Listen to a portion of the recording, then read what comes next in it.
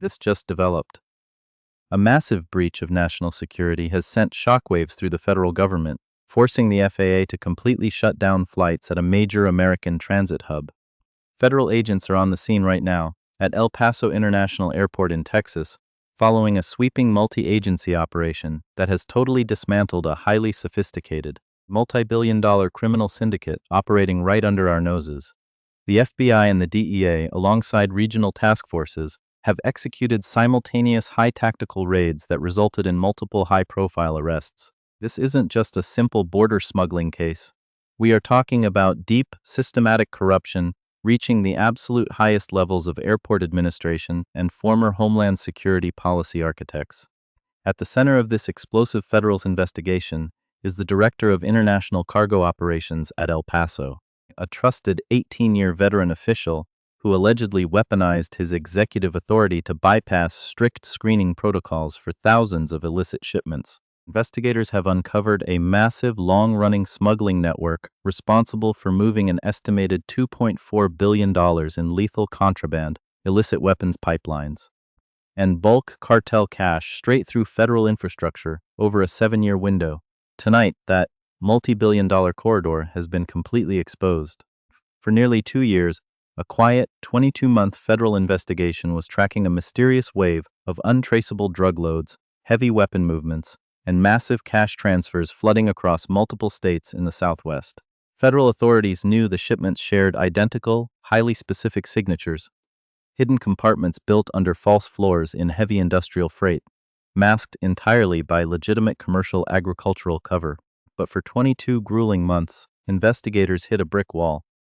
They were completely blind to the source because someone with God mode access inside the federal cargo system was electronically shielding these shipments from ever facing a random secondary inspection. The breakthrough didn't come from a high-tech scanner or a multi-million-dollar software system. It came down to the sharp eyes of a single, veteran federal cargo inspector working a grueling overnight shift in the middle of the night. At exactly 3:04 a.m., inside the International Cargo Terminal, a manual inspection of a single suspicious crate broke the entire network wide open. What looked like a standard shipment of agricultural irrigation parts was actually the gateway to a massive, multi-state conspiracy. Beneath a meticulously crafted false floor, agents discovered vacuum-sealed bricks of cocaine, hundreds of thousands of dollars in commercial bank-wrapped currency, and a terrifying stash of semi-automatic handguns and short-barreled rifles destined for violent networks. When cyber analysts traced the digital fingerprints on the internal authorization codes, allowing these crates to bypass security, they didn't find a low-level clerk. They found the exclusive digital signature of the director himself, alongside a shadow logistics consulting firm run by a former deputy director for international cargo security at U.S. Customs and Border Protection, a woman known in deep encrypted archives as the quartermaster. In a matter of hours, federal judges signed 15 simultaneous search and arrest warrants across 3 states, unleashing a coordinated tactical sweep on government administrative wings, luxury private estates, hidden corporate records facilities, and secret offshore banking operations. Tonight, we are revealing exactly how this devastating multi-billion-dollar insider network compromised our borders, how a brilliant whistleblower outsmarted a brilliant criminal mastermind, and the terrifying security gap that is still leaving other major American transport hubs vulnerable to high-level infiltration right now. The central figure driving this multi-billion-dollar breach of national security was none other than Gerald Morales, a 57-year-old, 18-year veteran of international cargo operations. To the public and his peers, Morales was a stellar example of institutional excellence. Promoted 7 years ago to the position of El Paso Director of International Cargo Operations, he had even received 2 prestigious industry awards for cargo logistics innovation. He was a master of efficiency, the man trusted with securing one of the most volatile transit corridors on the southern border. But court documents reveal that behind this impeccable public image lay a calculated betrayer, who spent nearly a decade selling out American security to the highest bidder. His position gave him absolute authority over the digital infrastructure of the El Paso International Cargo Terminal. Investigators discovered that Morales possessed a highly restricted, director-level export authorization code, Cargo Deer 2. This code was a master key. It didn't belong to a manifest clerk or a shift supervisor. It was reserved exclusively for executive overrides. For 7 long years, Myrels allegedly used this digital signature to systematically shield specific cargo loads from federal scrutiny. When forensic analysts ran a full system query on historical transit data, the results were staggering. A total of 6,400 commercial shipments had moved through the El Paso terminal under Moreles's personal code without ever triggering a secondary federal inspection. Every single one bypassed the randomized security screening protocols that form the backbone of border defense. The mechanics of this multi-billion-dollar scheme were brilliant, ruthless, and flawlessly executed step by step. Cross-referencing those 6,400 flagged shipments against active intelligence databases, federal analysts found that approximately 3,800 of them were directly tied to active narcotics distribution networks, weapons trafficking organizations, and bulk currency laundering syndicates operating across the Southwest. The total estimated wholesale and street value of the contraband funneled through this single administrative blind spot reached a mind-boggling $2.4 billion. The operation relied on absolute visual and digital consistency. The criminal syndicates utilized heavy industrial freight crates declared as routine agricultural equipment, specifically replacement parts for commercial irrigation systems destined for farms across Texas, New Mexico, and Arizona. The paperwork was always flawless: complete manifests, signed bills of lading, and immaculate federal export documentation. Every crate carried matching commercial barcodes, identical seals, and weight declarations that lined up perfectly within automated tolerances. On paper and to automated sensors, the cargo looked completely legitimate. Inside the corrupted crates, a custom-fitted false floor divided the space. Above the false floor lay the decoy agricultural parts. Beneath it lay the cargo. High-purity cocaine vacuum-sealed for regional distribution, massive bundles of U.S. currency banded in commercial bank wrappers, and tactical firearms pipelines packed with semi-automatic handguns, short-barreled rifles, and thousands of rounds of live ammunition. The illicit money flow compensating Myrels and his co-conspirators for these digital manipulations was masked by an incredibly complex layered network of 26 distinct shell companies. These entities were strategically registered across Texas, New Mexico, Delaware, and the Cayman Islands under dull corporate names designed to completely vanish into the background, such as Rio Grande Logistic Advisory, LLC, West Texas Agricultural Freight Services, and Borderland Industrial Compliance Group. On paper, several of these shell companies operated as legitimate commercial freight consulting firms.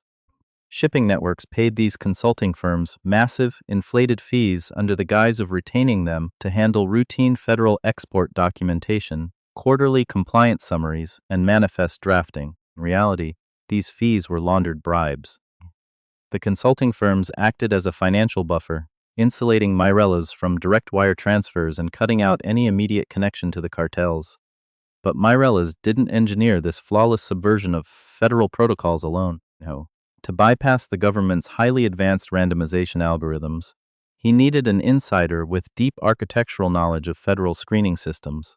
Enter Linda Ostrander, a 62-year-old former Deputy Director for International Cargo Security at U.S. Customs and Border Protection. Ostrander was a heavyweight policy expert, boasting 15 years as a senior advisor at the Department of Homeland Security Office of Strategy, Policy, and Plans, and a decade as a field operations officer at the El Paso terminal itself. Known in the network's highly encrypted communication archives by the chilling code name the Quartermaster, Ostrander provided the technical blueprint for the entire conspiracy.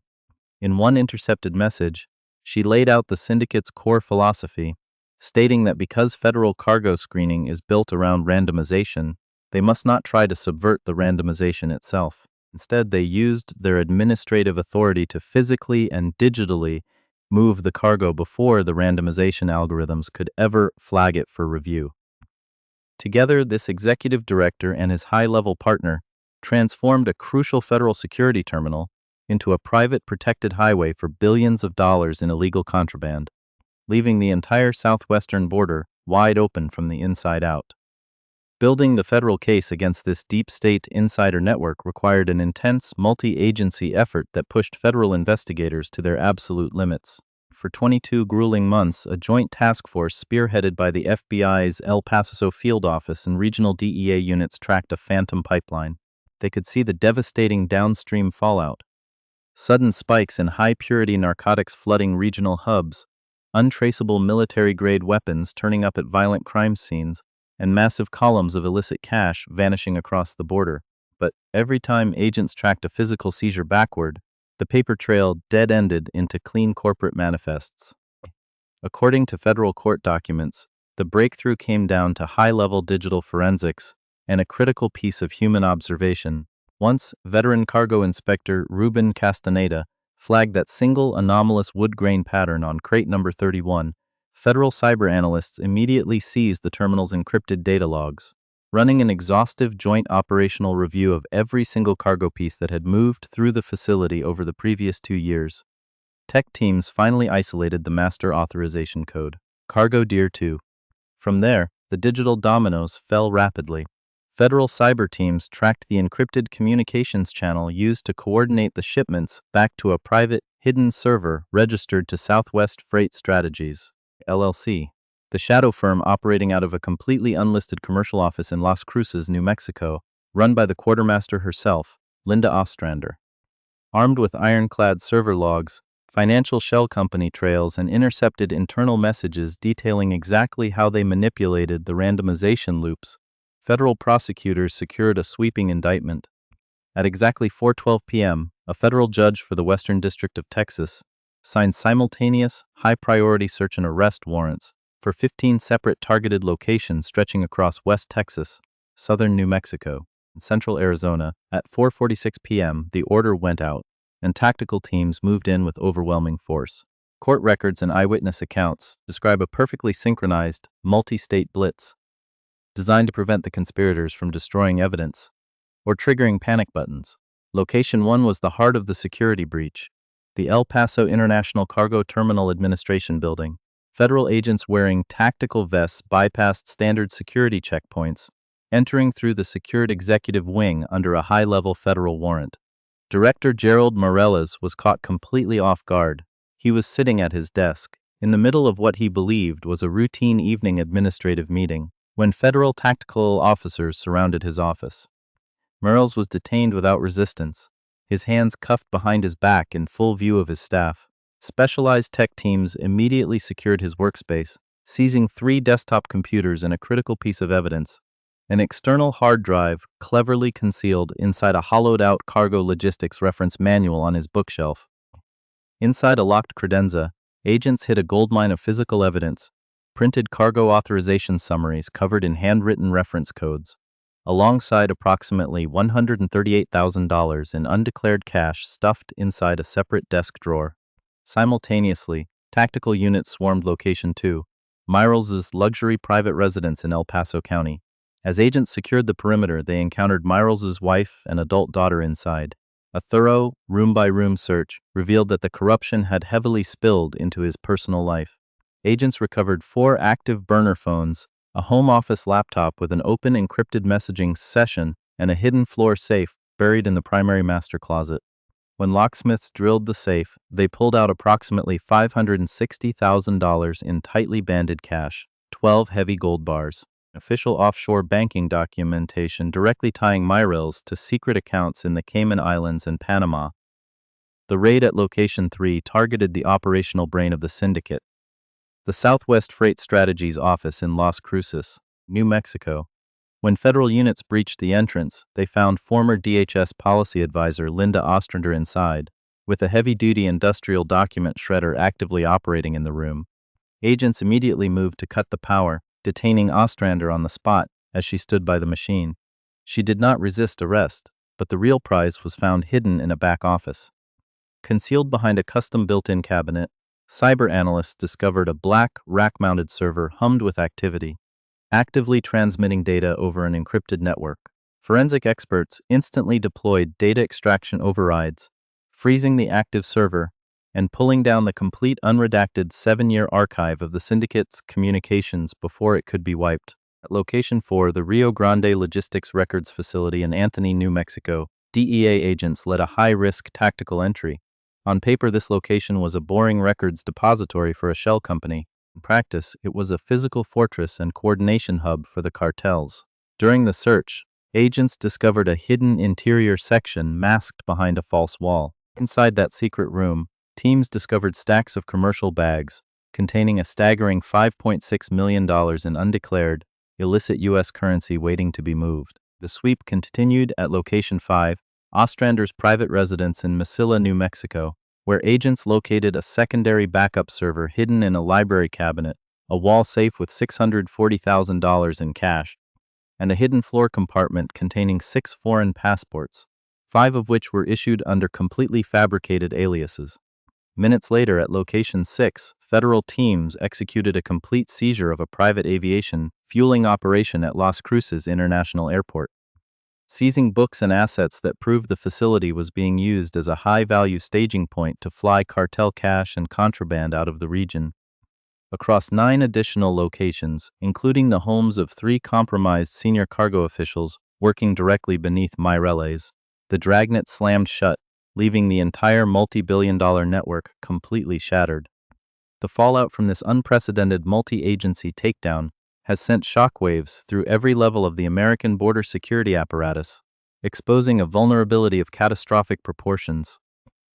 Immediately following the raids, the El Paso International Cargo Terminal was placed under direct emergency federal monitoring. The high-level cargo director authorization pathway, the exact digital master key Gerald Mireles used to shield thousands of illicit shipments, was immediately suspended.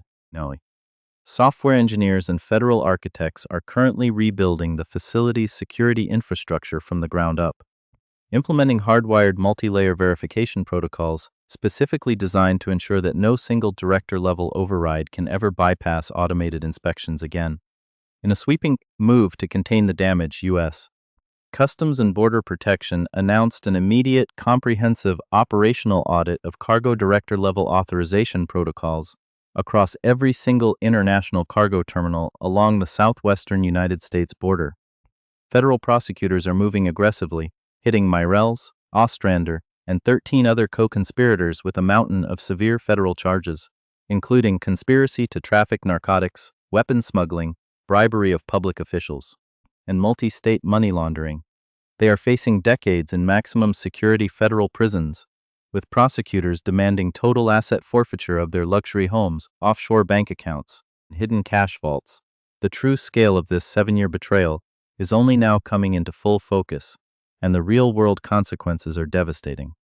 The El Paso Cargo Terminal was built, funded, and staffed for the explicit purpose of interdicting the very contraband that this corrupt network quietly steered into the American heartland. Because 2 high-ranking officials sold their insider knowledge, a massive stream of illicit narcotics completely bypassed federal defenses, flooding into communities across Arizona, New Mexico, Texas, and southern Colorado, fueling a wave of addiction and economic devastation.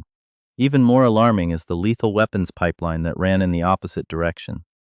Federal investigators have already begun tracing serial numbers from firearms recovered at violent crime scenes across at least 4 states in northern Mexico, linking them directly back to the uninspected crates that Mireles cleared through El Paso. The billions of dollars in laundered cash generated by this single terminal loop directly funded ongoing cartel operations on both sides of the border, actively subverting years of frontline law enforcement sacrifices. Meanwhile, Ruben Castaneda, the dedicated federal cargo inspector whose refusal to ignore a minor visual anomaly broke the entire conspiracy wide open, has returned to his shift at the cargo terminal under 24-hour federal protection. The minute detail he noticed, the slight variance in the wood grain of a crate panel, was never part of any official government inspection checklist. In a chilling twist of irony, court documents revealed that this exact vulnerability had been explicitly identified 14 years earlier in an internal Customs and Border Protection review. The author of that warning was none other than Linda Ostrander herself. She had recommended adding material consistency checks to the official protocol, a recommendation that was quietly shelved before she retired the following year to spend nearly a decade exploiting the precise security gap she had once proposed closing. If a smuggling corridor of this magnitude could operate completely undetected for 7 years, through one of the most heavily fortified transport hubs on the border, moving $2.4 billion in lethal contraband, while a 22-month federal investigation could only watch the fallout without finding the source. It forces us to confront a terrifying question. How many other American cargo terminals are operating tonight with this exact same protocol gap, hidden behind high-level corruption that no auditor has dared to flag? If you want to see deep-seated corruption like this brought into the light, hit like, subscribe to the channel, and